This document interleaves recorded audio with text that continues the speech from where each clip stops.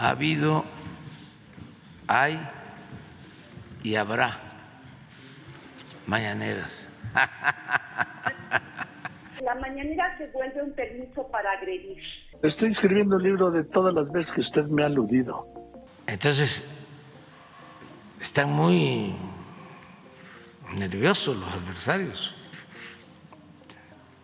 ¿No ven también que ya quieren que no haya mañaneras? Es un nivel de intolerancia que muestra con claridad su autoritarismo de los conservadores y sus voceros. ¿Ha usado usted todo el poder del Estado para emprender una persecución contra un periodista? Si la mañanera va a sustituir los espacios profesionales de ejercicio del periodismo, así sea el periodismo del Estado o del gobierno, pues entonces vámonos todos, los del sistema público de radio y televisión, pues para afuera, ¿no? Entonces, llena de desesperación, como no les funcionan sus estrategias, muy perversas, por cierto, inmorales, pues ahora se van por lo más directo y descarado, ¿no? Que desaparezca la mañanera. Eso sí, hablan de democracia, de libertades, de pluralidad, de tolerancia, de que no quieren la polarización. No, claro que no quieren la polarización. Quieren la hegemonía. Quieren ser ellos nada más, los únicos. Existe un monopolio de la narrativa impuesta por el gobierno del presidente López Obrador. Hay una dictadura mediática orquestada desde Palacio Nacional. ¿O será que hay una reconfiguración del ecosistema de medios en donde solo prevalecían unas voces de los medios corporativos que estaban acostumbrados a imponer una agenda y ahora ya no lo pueden hacer? ¿Será tal vez que se están abriendo distintas trincheras para tener acceso a la información? Esto es En Re.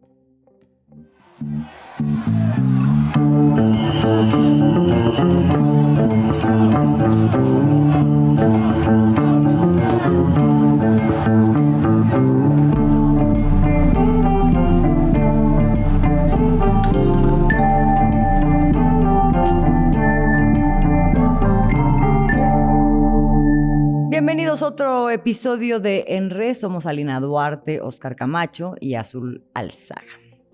Y mire, desde 2018 irrumpió en la escena pública nacional e internacional esto que se conoce ya como las conferencias matutinas del presidente Andrés Manuel López Obrador.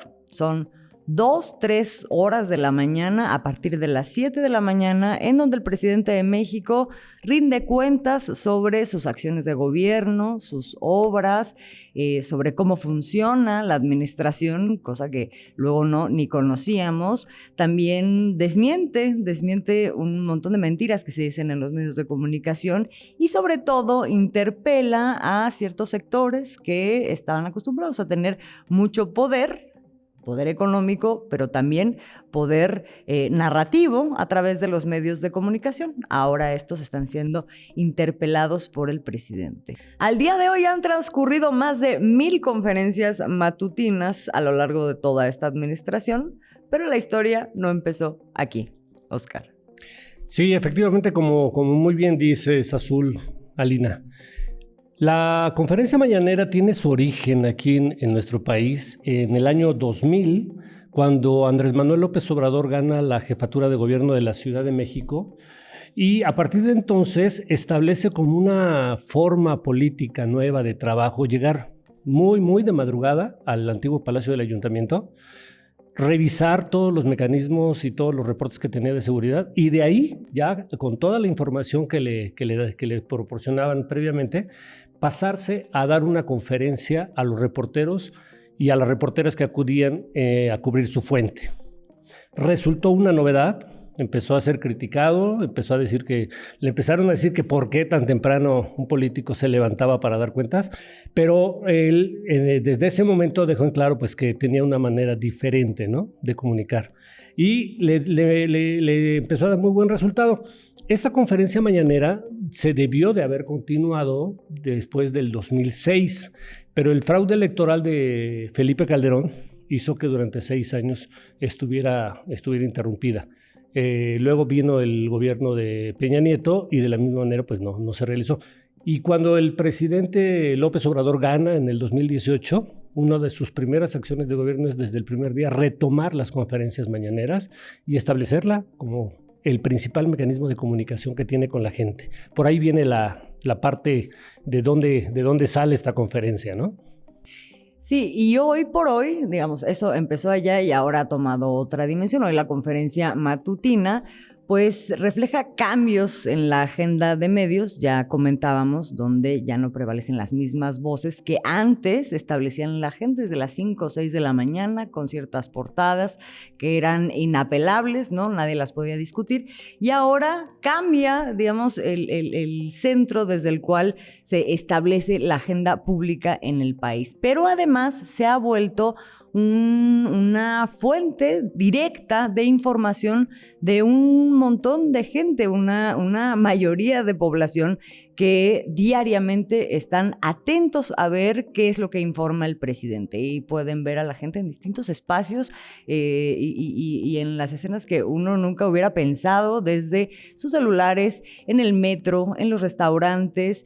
Incluso hemos visto estampas como, no sé si recordarán, aquella de este personaje que después se supo el nombre, que era Juan Galán, y que veía la conferencia matutina desde un café internet en algún lugar de la República. Entonces, bueno, esto forma parte hoy de nuestra realidad, de no solamente el quehacer de gobierno, sino también de esta cotidianidad de la población en relación con su gobernante, y eso desde luego pues descoloca, porque además no solamente está ese espacio, también está el espacio digital, en donde ha venido a ocupar internacionalmente un papel también muy importante. Y aquí tenemos un dato: en el primer trimestre de 2023, el presidente, a través de su conferencia matutina en el canal de YouTube, tiene el 6º lugar entre todos los youtubers, los mayores streamers de habla hispana a nivel internacional. Entonces, bueno, eso, pues, desde luego ha zarandeado el mundo de la comunicación y el mundo político y el mundo del debate nacional e internacional. Pues mira, yo creo que es súper interesante, ¿no? Esta parte en donde estamos, sí, ya hablando hoy, además públicamente, ¿no? Estamos haciendo un programa sobre los medios de comunicación que en algún momento solo estaba dado por sentado, que las cosas así eran, ¿no? No había por qué cuestionarse por qué solo Televisa, por qué TV Azteca. Sin embargo, cuando hablas de este movimiento, ¿no? Este movimiento telúrico que irrumpe dentro de la escena mediática, pues todavía se mira bastante complejo el panorama, ¿no? No nada más es como la mañanera, sino todo lo que implica esta sacudida de conciencias. Sin embargo, las estadísticas pues también nos hacen como poner los pies sobre la tierra. El Instituto Federal de Telecomunicaciones aquí en México informaba al año pasado que el 97% de la población contaba con una televisión, ¿no?, en su hogar aquí en México. Es decir, casi la totalidad de las y los mexicanos tienen una televisión, de los cuales, decía, el 77%, ¿no? Casi 8 personas, casi entre 8 y 7 personas de cada 10 en México se informa a través de la televisión abierta. Sin embargo, llama la atención porque no solo se informa, ¿no? Se entretiene. Las principales cosas por las cuales se utiliza la televisión abierta tiene que ver con los noticiarios, con las telenovelas, obviamente, y con las películas, es decir, incluye información y entretenimiento, pero en estos datos que refleja esta encuesta es muy fuerte porque dice que los canales más vistos son el Canal de las Estrellas, Azteca 1, Canal 5 y Azteca 7, ¿no? Es decir, la mayoría de esa población que tiene una televisión en su casa, que se informa o se entretiene a partir de ahí, es a través de contenido hecho exclusivamente por el grupo de Emilio Azcárraga Gallán, de Grupo Televisa, y de Ricardo Salinas Pliego, de Grupo Salinas, ¿no? Exacto. Es la población todavía ve estos contenidos, sea noticieros, sea telenovelas, es decir, hay una disputa desde estos grandes empresarios por el sentido común, por la narrativa. Entonces, yo creo que ahí es importante porque estamos viendo que estos contenidos van directamente ligados a algo que ya vimos en otros programas aquí en RE, que es el desmantelamiento del Estado mexicano, ¿no? Esos contenidos responden a los intereses de personas que históricamente se han beneficiado de que el Estado no regule las relaciones sociales en el país. Y bueno, ahora es interesante pensar que se está haciendo una ruptura, pero no suena tan fácil, ¿no? Sí, ¿no? Creo que estamos precisamente en el proceso en el que todavía los grandes medios de comunicación tienen una fuerte presencia, pero sin duda, lo que sí es indudable es que ha venido a generar una nueva manera de comunicación política. Eso creo que le ha venido a marcar una nueva forma de comunicarse con la gente. Y yo lo que creo es que esto responde también a varios elementos. A ver, creo que podría estar la mañanera ahí y no tener ningún efecto, como ya otros lo han intentado. Los panistas dijeron, vamos a tener nuestra contramañanera. Bueno, tampoco tienen disciplina, ¿no? No tienen disciplina primero para levantarse temprano. Y después no tienen credibilidad. Y creo que la credibilidad... ¿Ni qué?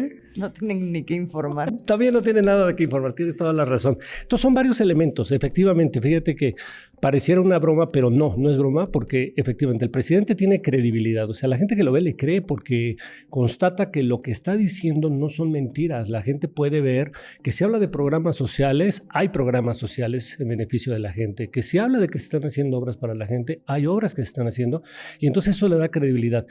Otra que sí tiene que ver, efectivamente, con la disciplina personal de un político, que es levantarse muy temprano como una responsabilidad para informarle a la gente. No es común, pero sí tiene que ver con esa parte. Y lo otro, efectivamente, tiene que ver con qué informas, ¿no? Podría llegar y no tener nada que informar. Y sin embargo, siempre hay una gran cantidad de información de lo que está haciendo el gobierno. Es decir, es una rendición de cuentas cotidiana y de todos los días. Pero no solamente es una rendición de yo hablo y ustedes me escuchan. Hay una cosa que es muy importante, el presidente le llama un diálogo circular, y se le permite a los reporteros que le hagan cualquier pregunta, del tipo que sea. Le hablan de cosas que antes jamás era posible pensar que pudieran preguntársele en vivo y en directo al presidente porque lo sacaban de la sala al reportero. Hoy se le pregunta del ejército. Hoy se le pregunta de sus hijos. Hoy se le pregunta, y nunca el presidente tiene un gesto de, bueno, es humano y de vez en cuando tal vez sí, pero nunca presenta un gesto de desesperación, de inconformidad o de censura. Entonces, se puede escuchar en la mañanera muchísimas cosas de las que cotidianamente no se hablaba antes. Y esto le da un sello muy importante, ¿no? Creo que todo eso hace que el presidente haya establecido, digamos que una pelea desigual, pero donde va ganando. De censura, creo que eso sí podemos decir con toda certeza que nunca se ha presentado en esta conferencia matutina, a diferencia de otras que existen en el mundo, y eso le da totalmente otro cáliz y además le ha dado la autoridad moral de decir, no es cierto que hay una embestida en contra de la libertad de expresión, ¿no? Y nomás tantitito, si me permites, como en todo, efectivamente, pues de pronto hay situaciones que la gente percibe a nivel individual que dice, esto no lo comparto con el presidente y creo que es válido, ¿no? Pero en términos generales sí hay una gran credibilidad, ¿no? Sí. Entonces tenemos un universo en donde hay algo que no termina de nacer, otra cosa que no termina de morir. Hay que además ubicar todo este ejercicio en medio de una circunstancia que si hubiéramos pensado hace 20 años pues no hubiera podido ser, que es el de las redes sociales, las redes digitales, ¿no? Tienes una conferencia que se transmite abiertamente a través de canales de YouTube, que entonces no necesitan los intermediarios de los medios de comunicación. ¿Qué no ha terminado de morir? Pues todo este universo del que hablas, Alina, que no termina de nacer, pues toda esta comunicación que directa, digamos, horizontal, en donde sí tenemos las redes sociales y tenemos nuevos canales y nuevas voces y un mayor involucramiento de la gente, pero de todas maneras asediado por esta otra cobertura de medios corporativos. Se ha entonces pues zarandeado un avispero en donde además pues había una relación que hoy ya no existe entre el gobierno, una relación de intercambio entre el gobierno y los medios de comunicación. Se les daba dinero y ahora pues ya no. También es importante, ¿no?, señalar esto que menciona el presidente López Obrador, porque incluso esto ha ocurrido directamente dentro de la misma mañanera, ¿no? O sea, estos contratos que se han evidenciado directamente con diarios como El Universal, como El Reforma, pues son públicos, ¿no? Se sabe cómo es que hay una relación directa entre estos medios de comunicación y el desmantelamiento del Estado, las concesiones, la configuración de las narrativas, ¿no? Y que pues prácticamente coincide con todos aquellos que citamos al principio del programa generalmente, ¿no?, que son los que están vociferando, cuando pues uno creería que si fue la constante durante varios sexenios, pues bueno, uno les cree, ¿no? Pero cuando de repente cambia esta dinámica porque dependían del presupuesto, pues evidentemente uno se cuestiona desde dónde está la queja, ¿no? Y claro. eso, pues creo que sería importante escuchar al mismo presidente López Obrador cuando ha dado todo este esquema de lo que ha implicado los recursos directamente a estos dos diarios que abiertamente pues creo que hoy identificamos como plenos opositores, ¿no? El Universal con Fox, 274 millones. Con Calderón, 368 millones. Te podrás decir, es poco. El país tiene cerca de 2.500 municipios. El 80% de esos municipios tienen como presupuesto anual, cuando mucho, 50 millones.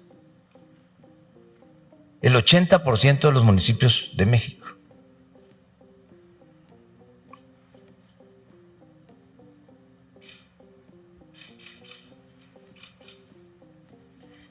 Y con Peña, pues se rayó. 1.450 millones.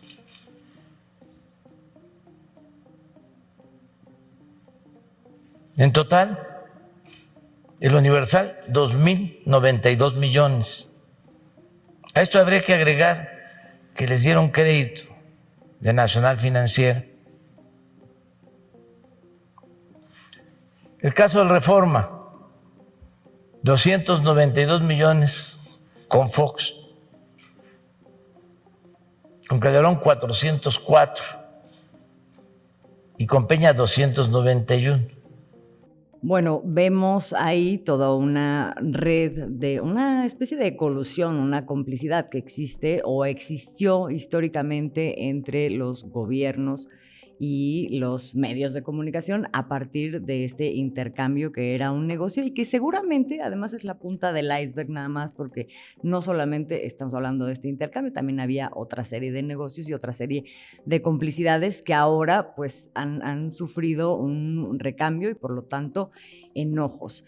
Hay alguien que ha estado muy pegado con todo este proceso y es el vocero de la presidencia, Jesús Ramírez Cuevas. Con él tuvimos aquí en RE una entrevista y vale la pena rescatar un segmento de esta entrevista porque no solamente habla de estas complicidades, sino de todo lo que se ha modificado a raíz de una nueva forma de pensar el ejercicio de gobierno, en donde esta comunicación directa entra, no solamente la comunicación directa, sino con qué mensajes, o sea, qué es lo que estamos comunicando, se vuelve muy importante en el debate público del país y en el involucramiento de la gente con su propio proceso.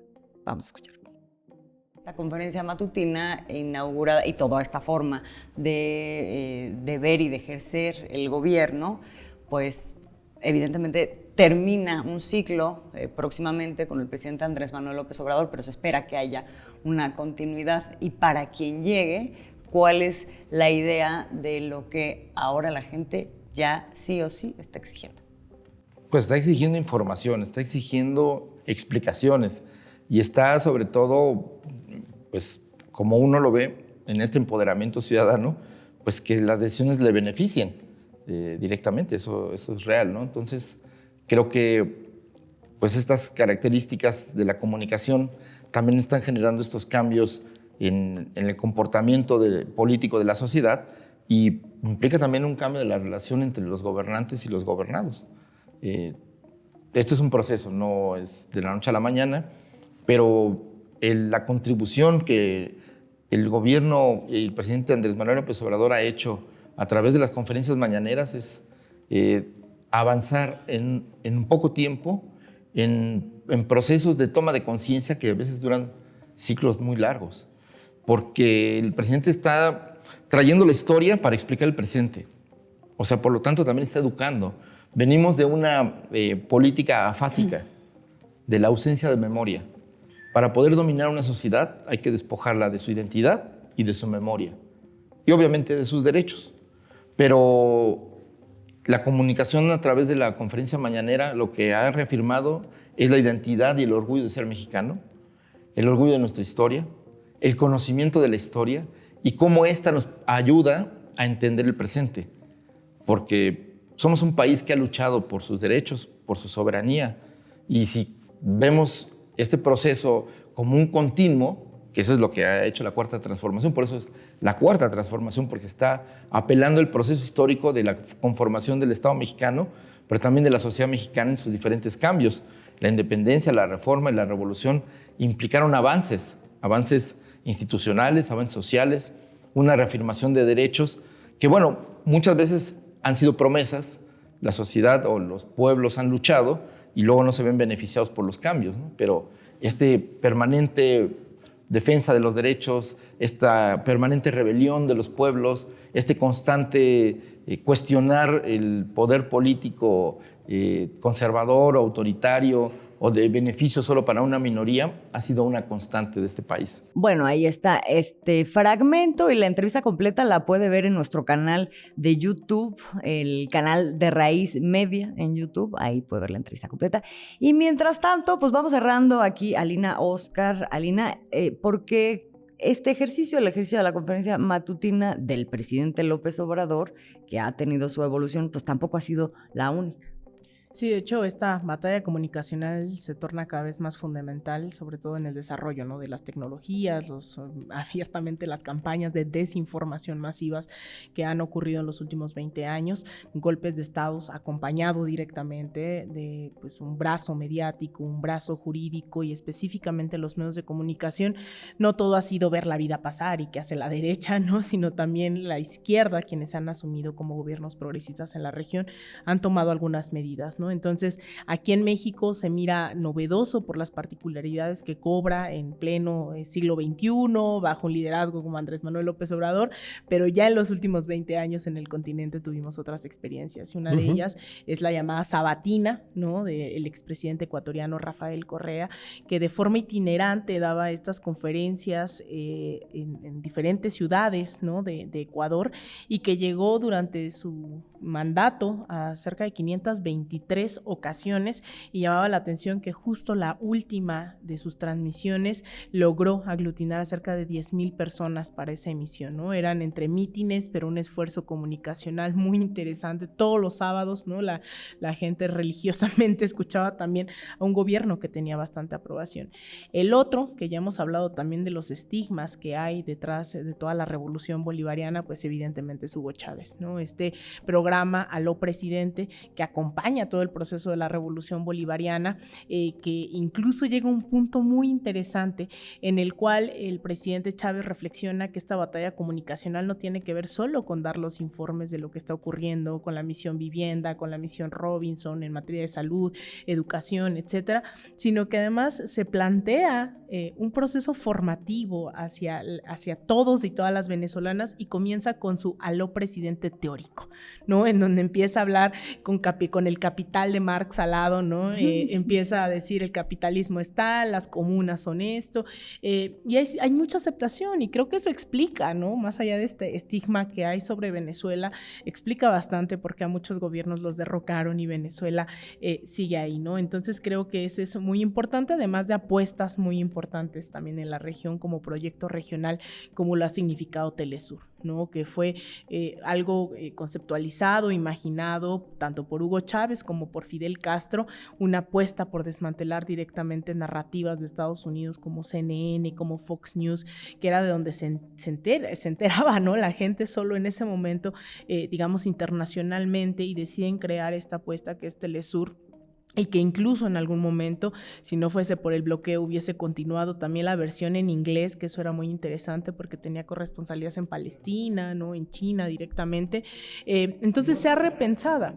Llegó a ser gran cadena, pero también el hecho de haber estado en momentos tan cumbres y críticos dentro de la vida política de la región, pues la ha llevado también a un asedio brutal, ¿no? Entonces, ahí, más allá también de las cuestiones, ¿no? O sea, de lo que implica cualquier proceso, relación con gobiernos, estatal, los medios públicos, pero a lo que voy es que son debates que se han dado dentro de estos procesos. La comunicación no ha quedado exenta, y podemos hacer otros 10 programas, porque está la ley de medios en Argentina, bajo el kirchnerismo, ¿no? Están otras apuestas, y sobre todo también incluso el robustecimiento de los medios públicos, ¿no? El recuperar esa idea del bien público, del bien común. Entonces, bueno, eso inmediatamente pues me hace pensar que no faltaba, ¿no? Dentro de ese escenario que se nos arrebató la posibilidad en 2006 de ingresar a ese horizonte por un fraude, después por compra de votos, pero la mañanera marcó este momento en México e internacionalmente como ese ejercicio, ¿no? De lo que ya hemos venido hablando. Y pues bueno, en este momento México también está dando esa lección ahora nuevamente hacia el sur y hacia otras latitudes. Sí. Creo que lo que has dicho es totalmente cierto. Es un repaso histórico de los esfuerzos que han hecho gobiernos populares por tener sus propias vías de manera de comunicación directa con la gente, ¿no? Y creo que han sido grandes esfuerzos. Me parece que hoy la mañanera es una continuación de esos esfuerzos que se han venido haciendo, y me parece que sin embargo es todavía está robustecida todavía mucho más de lo que llegaron a ser estos procesos que se dieron como lo señalas, en Ecuador, en Venezuela, ¿no? ¿Qué destacarías en este robustecimiento de la mañanera respecto a otras experiencias? Pues básicamente yo lo que destacaría es la figura del presidente. No podría decir otra cosa porque hay muchas cosas, ¿no? Pero que un presidente rompa con los mitos de la formalidad del poder presidencial es importantísimo. El presidente hoy pone música tropical de un gran cantante que ya murió, pero fue muy famoso, Chicoche. Es música salsa, ¿no? Música grupera, lee poemas, realiza homenajes a las enfermeras, hace eventos con los grandes empresarios ahí. O sea, le mete todo, el presidente le mete todo a la conferencia mañanera, y eso tiene desconcertados totalmente a los opositores de derecha. Y me parece que yo lo que destaco es ¿cómo le podríamos llamar? La gran capacidad que tiene el presidente para romper con la formalidad del poder. Mira, Oscar, perdón que te interrumpa, justamente creo que eso caracteriza todos estos procesos, sí. ¿no? No son personas que salen con su saco, incluso Hugo Chávez se quita el saco, ¿no? Una vez que ya la presidencia dice hasta aquí, sí. Pero es esa caracterización, ¿no? O sea, todo lo que menciona yo lo recuerdo, ¿no? De haberlo visto también en Chávez, más allá de esto de Andrés Manuel es como Chávez, estas formas de comunicar, de estos procesos que se asumen progresistas, tiene que ver con mostrarse comportarse como uno más dentro de la población, ¿no? Que es un poco lo que ya hablábamos la vez pasada de las elecciones en el Estado de México, los perfiles, ¿no? Estos liderazgos que se miran como uno, como una, y al final la comunicación de estos responde a esos procesos. Entonces también Hugo Chávez también cantaba y le encantaba, ¿no? O sea, de repente así que cualquier cosa, que se iba al llano, una canción llanera, que se iba no sé qué, pero ahí es en donde también se fortalece, porque se dan cuenta de que los procesos corresponden también a la gente que los está establecen el sosteniendo. vínculo con la gente. Claro, entonces yo por ahí, y bueno, ahí a propósito tenemos justamente ahí un tema con Rafael Correa, porque algo que fue él al punto y que hoy lo estamos viendo, en el caso del correísmo 10 años después, aproximadamente casi 15, es este debate que él planteó en su momento, que era la lógica de quién posee los medios de comunicación y a quién responde. No se les está interpelando, que es parte de la narrativa que ya se mencionaba, no se les está interpelando por ser periodistas, se les está interpelando porque se asumen como un grupo de poder, ¿no? Que jugó un rol dentro de todo el neoliberalismo, dentro del desmantelamiento del Estado, dentro de estas lógicas de relaciones sociales. Entonces, bueno, a mí me gustaría que escucháramos justamente esta reflexión de Rafael Correa, expresidente ecuatoriano, siendo uno de los principales afectados justamente de estos medios corporativos. ¿A quiénes pertenecen los medios de comunicación en América Latina? A las élites. ¿Quiénes son las que no tienen 200 años sumidos en su desarrollo? Las élites. Entonces, si usted quiere cambiar las cosas, va a tener un ataque brutal de los medios de comunicación, que son instrumentos no de verdad, sino para defensa de intereses privados, defensa del status quo. Sí, es muy claro, porque en la medida en que estos mecanismos, estos modelos de gobierno y de comunicación generan una relación directa con la población, una población que además se siente identificada y se siente reconocida como un sujeto de derecho, pues ha generado reacciones tremendas, ¿no? Y Rafael Correa yo creo que es uno de los más grandes ejemplos de cómo, siendo estas conferencias o estos espacios de comunicación una pieza clave en ese ejercicio de gobierno, pues se vuelve también uno de los principales blancos por parte de las oligarquías, y normalmente pues lo que se quiere es, o más bien es como un camino, ¿no? Se empieza por ahí queriendo desmantelar este espacio, y lo hemos visto en México y lo hemos visto en otros lugares, no hay que cancelar las conferencias, pero luego esto va escalando también, ¿no? Y tiene otras ramificaciones. Y que de hecho eso es lo que se ha buscado aquí, ¿no? En vez de tratar de interpretar la realidad, de mostrar claramente el interés de clase, el interés detrás de cada uno de los medios, se ha optado por emprender una campaña en contra de la mañanera, cuando pues creo que ese no es el objetivo. Para cancelarle, incluso han pedido, ¿no? Sí, y escuchamos al principio del programa justamente al presidente decir eso, ¿no? Bueno, es que no quieren solamente ser preponderantes, ¿no? No quieren dominar la narrativa, quieren ser los únicos y quieren controlar la hegemonía de la narrativa, en lo cual yo coincido totalmente. Y yo cerraría ya, antes de extenderme más por cuestión de tiempo, que también es muy urgente, ¿no? Este llamado desde quienes nos asumimos, ¿no? Por ese otro mundo posible, que es importante también el periodismo desde una lógica crítica y autocrítica, ¿no? El hecho de decir, o soy de un medio público, de un privado, ¿qué implica ser de un medio público? ¿Qué ser de un medio que tiene una línea editorial transparente? Que es un poco eso de raíz también aquí, ¿no? Que vamos justo a la raíz, que no escondemos, que buscamos eso, y que tiene que ver también con eso, con la capacidad de ser crítica, porque ninguno de estos gobiernos progresistas ha logrado acabar, ¿no? Con esas contradicciones a lo interno, con en algunos casos la burocratización, los errores, los aciertos, y yo creo que es ahí donde tenemos que también seguir insistiendo, porque si no es dentro de este marco democrático mínimo, máximo que se abre, pues también creo que sería bastante ingenuo creer que cuando regresen las derechas, que ya vimos que regresan a punta de balas, exiliando a la gente, ¿no? Desapareciéndola, pues creo que sería muy ingenuo apostarle que ahí sí vamos a tener que optar por la crítica y demás. Entonces yo creo que con eso yo cerraría por aquí. ¿Y tú con qué cerrarías, Oscar? Pues solamente diciendo que otra de las virtudes de la mañanera es que le quita la agenda a las derechas, como acabas de decir, y marca agenda propia. O sea, el presidente en las mañanas te da mínimo unas 6, 7 notas, de las cuales toda la gente está hablando a lo largo del día.